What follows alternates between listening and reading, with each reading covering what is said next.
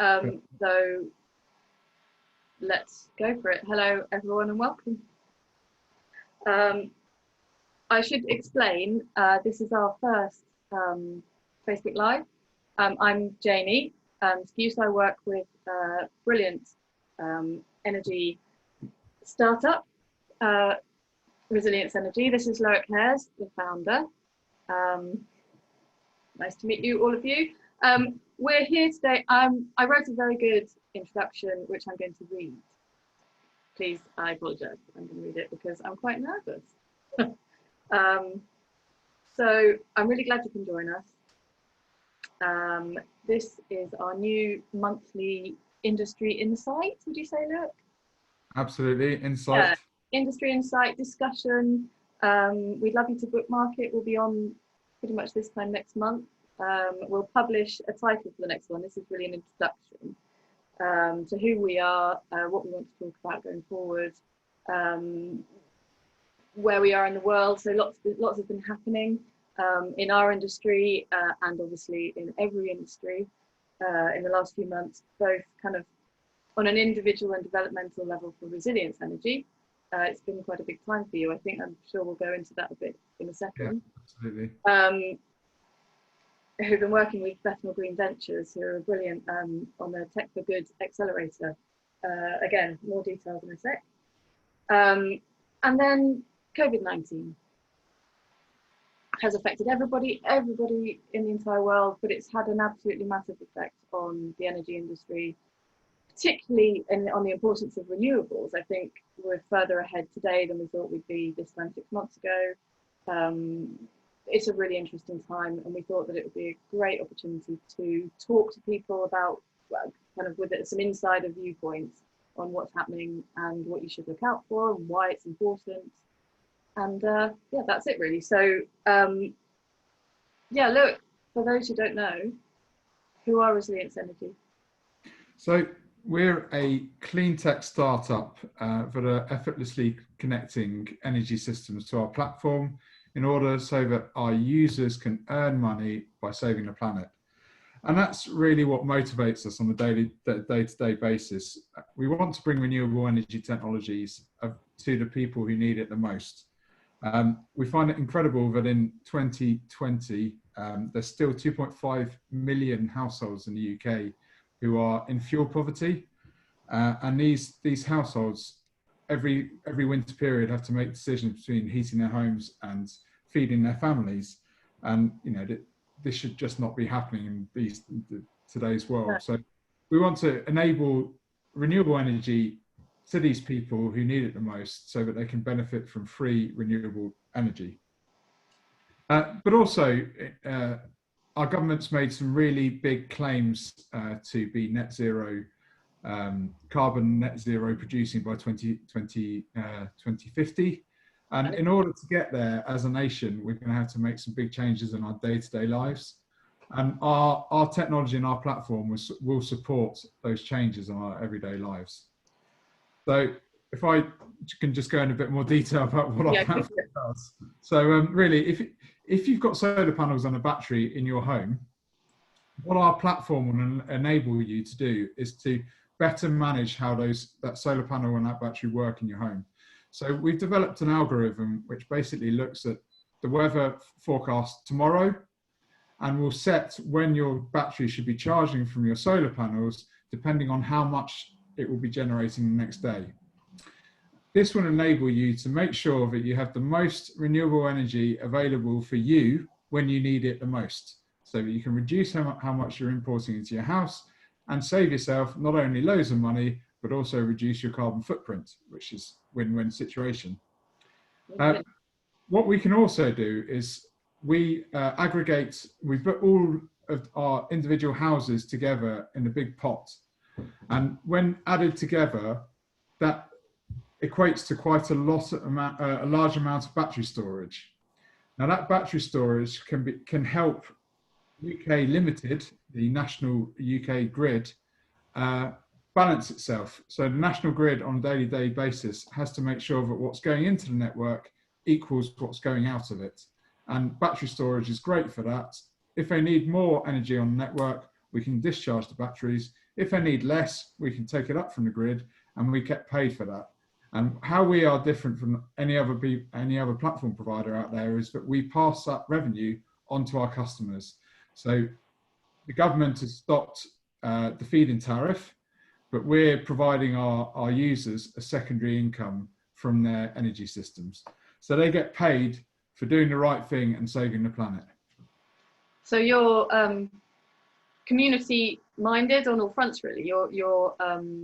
I think I get excited about the technical side of what we do, and the kind of exciting, innovative technology. And I tend to underplay in my own mind the you're talking about social housing aspects of it. I mean, why shouldn't it be possible to pass on the huge savings to communities and to people? And also the aggregation, does that mean you have more buying power, essentially? Yeah. Or it's that you're a more powerful force as with all the households as one, or it's easier to use the energy? Sorry. A lot of the policies and the trading structures in the energy industry require you to have quite a lot of energy requirements. So a lot of the national grid contracts only start at 1 megawatt load, which is huge. It's absolutely massive. So as an individual household, you'll never get to have that ability to trade directly with national grid. However, if you go through our platform, because we have that ability to add everybody together and work at a much higher portfolio level, we can give you that access to these different schemes offered by National Grid, but without you having to do anything, because we just sit in the background. You get to enjoy reduced energy bills and reduced carbon footprint, and we do all the clever stuff in the background, working out when you should be using your system, when you should be using your solar panel, but also when it's better for you to be exporting and importing to your battery. So, you know, we do everything for the customer. Which is brilliant. I had a question in my head then, and it's disappeared completely. So I'm going to move on to the next one I've got on my list, which is, you have had a busy few months, like all of us, you particularly. So yeah, I think we're just getting to the end of closing an investment round, which, you know, as a startup, we always seem to be going through that process. But this investment round has enabled us to bring on 2 major partners for us. The first of which is an energy company called Optimize, who Optimize are looking to bring a new concept to the market, which is the concept of energy as a service. Now, I think this would be a great subject for a talk maybe later on in the series, but the basics of energy as a service is that instead of paying per kilowatt hour, which all of us pay our bills on the basis of kilowatt hours, they want us to stop thinking about kilowatt hours in terms of kilowatt hours. They want us to just pay a fixed amount per month, and in exchange, a business or a care home owner or a hotel owner would get renewable energy, battery storage, and energy efficiency all wrapped into a bundle. Yeah, so kind of like other things as a service. Like, absolutely, it's kind of following the telecommunications model. A few years ago, you'd pay per minute for phone calls. Yeah. Now you just pay for a bundle. And we want to really bring the energy industry into that concept of paying for a bundle rather than per kilowatt hours. And how would that benefit? How does that benefit the customer? Does that mean you get more for your money, or you get more of a different service? So you get access to renewable energy without the capital outlay, because it's financed for a flat fee per month. So you get to lower your carbon footprint, you get to lower your bills, and benefit from renewable energy without that massive capital outlay at start. So it's kind of win-win for everybody.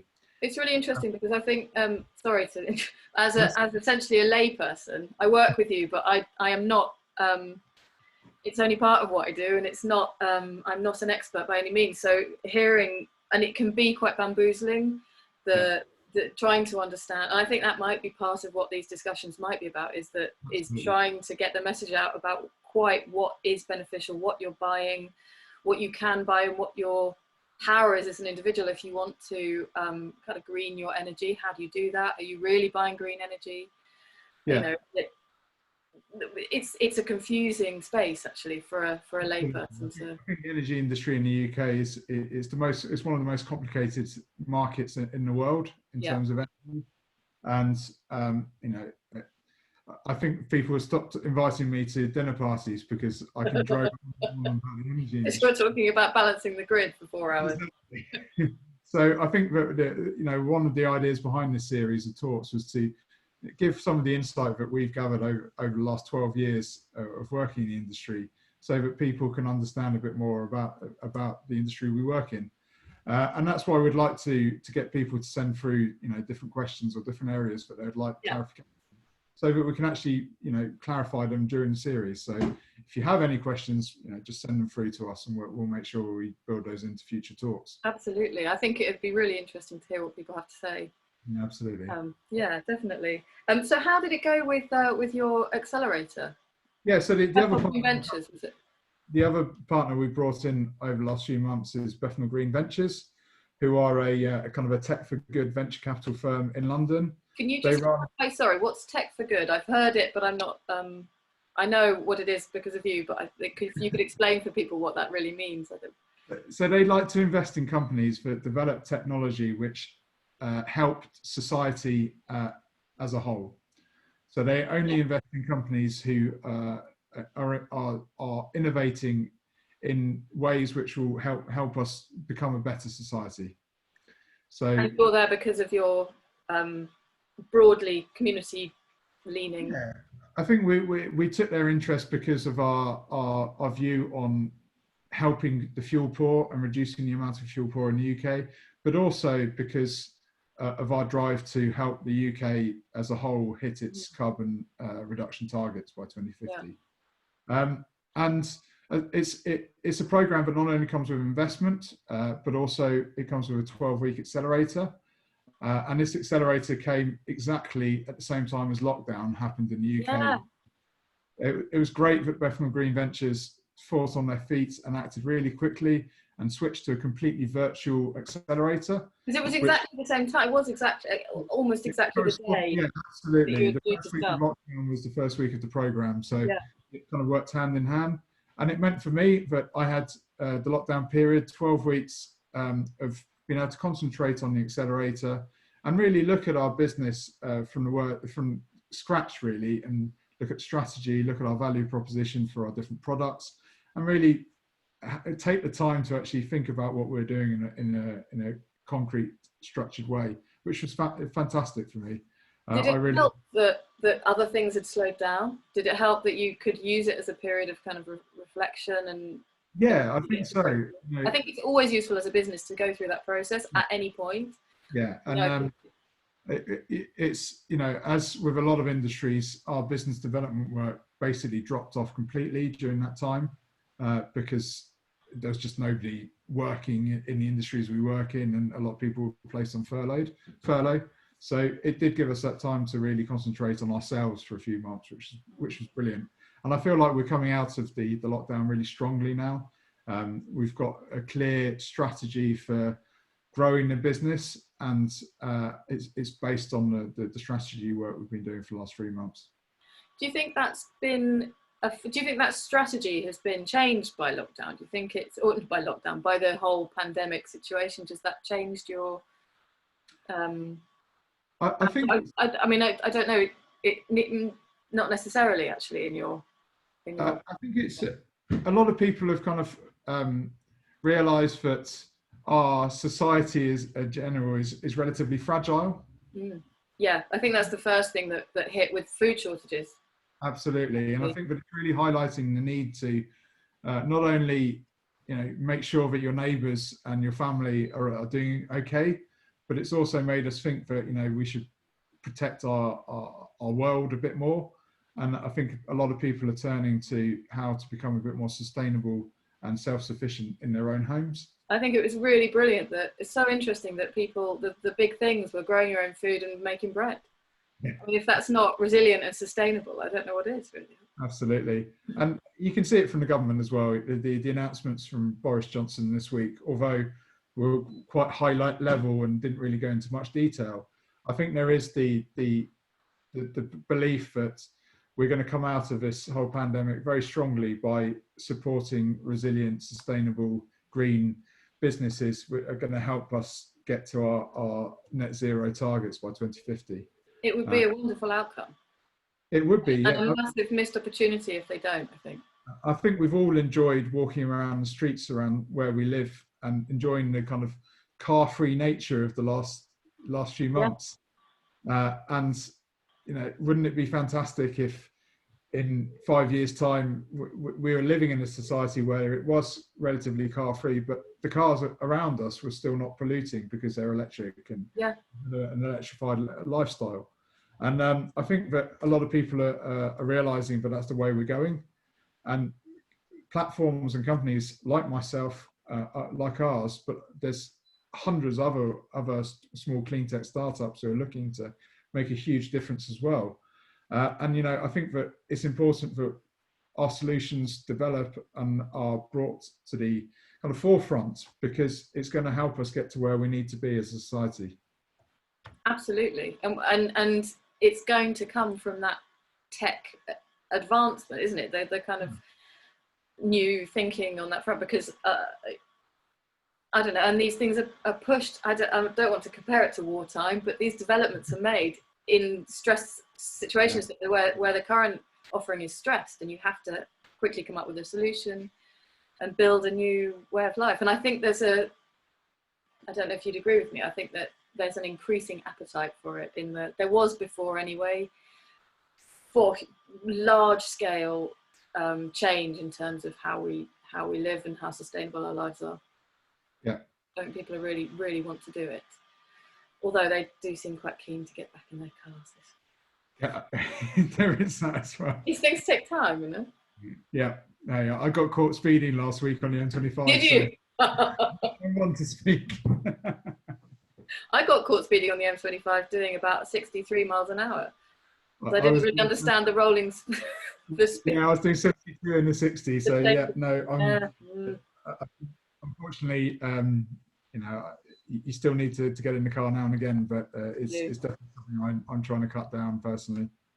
I'm looking through my questions to see if there are any that we haven't really covered.